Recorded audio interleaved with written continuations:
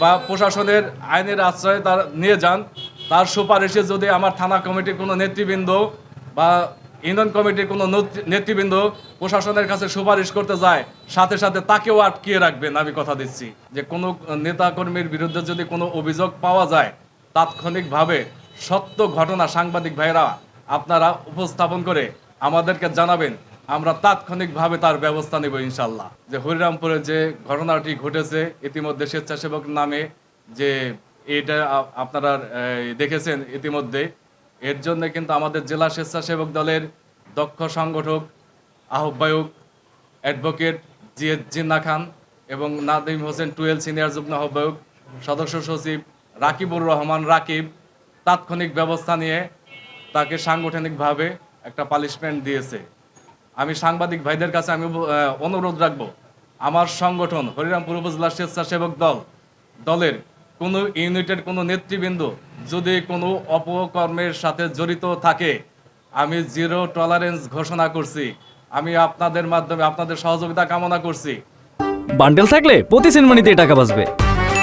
বিকাশ send money bundle কিনে জিতুন প্রতি লেনদেনে। যে কোনো নেতাকর্মীর বিরুদ্ধে যদি কোনো অভিযোগ পাওয়া যায়, তাৎক্ষণিকভাবে সত্য ঘটনা সাংবাদিক ভাইরা আপনারা উপস্থাপন করে আমাদেরকে জানাবেন, আমরা তাৎক্ষণিকভাবে তার ব্যবস্থা নেব ইনশাল্লাহ।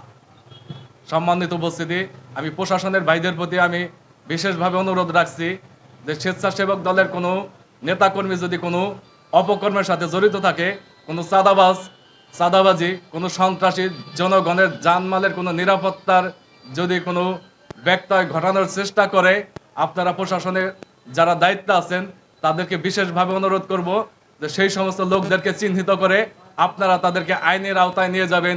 এটা আমার নেতা তারেক রহমানের নির্দেশ।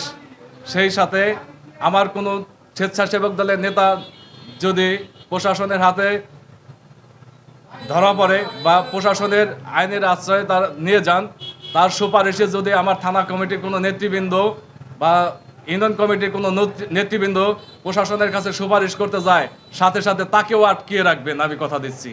বান্ডেল থাকলে প্রতি সেনমানিতে টাকা বাঁচবে। বিকাশ সেনমানি বান্ডেল কিনে জিতুন প্রতি লেনদেনে। সম্মানিত উপস্থিতি, হরিরামপুর উপজেলা স্বেচ্ছাসেবক দল একটা সুসংগঠিত দল। বিগত দিনের আন্দোলন সংগ্রামে আমরা একতাবদ্ধভাবে আন্দোলন সংগ্রাম করেছি। বিগত দিনেও আমরা একতাবদ্ধভাবে আরও শক্তিশালী হয়ে আমরা জনগণের পাশে দাঁড়িয়ে জনগণের সেবা করতে চাই।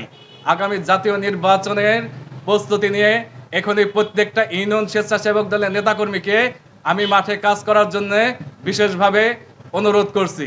সম্মানিত উপস্থিতি, আজকে যারা এখানে এসেছেন তাদের কাছে অনুরোধ থাকবে, বিশেষ করে সাংবাদিক বন্ধুদের কাছে আমার অনুরোধ থাকবে, আমার এই মেসেজটি আপনারা পৌঁছে দিবেন, যাতে বিগত দিনে যারা স্বেচ্ছাসেবকের নাম ভাঙিয়ে বিভিন্ন অপকর্মের সাথে জড়িত ছিল তাদের বিরুদ্ধে ইতিমধ্যেই সাংগঠনিক ব্যবস্থা নেওয়া হয়েছে।